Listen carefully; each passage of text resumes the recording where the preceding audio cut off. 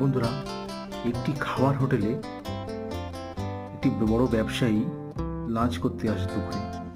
যথারীতি লাঞ্চ হওয়ার পরে তিনি যখন বাড়ির দিকে যায়, তার মনে পড়ে তার ডায়েরিটা সে হোটেলে ফেলে এসছে।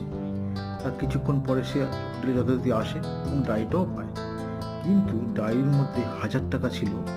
তিনি আর সেই 1000 টাকাটা পায়নি। এই গল্প থেকে প্রমাণ পাওয়া যায় যে মা লক্ষ্মী চঞ্চল আর মা সরস্বতী স্থির।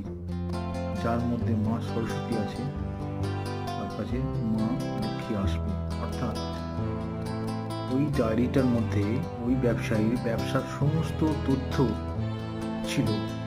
যিনি নিয়েছেন তিনি যদিও টাকাটা না নিয়ে ওই ডায়েরিটা নিয়ে নিতেন, তাহলে জীবনে অনেক কিছু করতে পারতেন।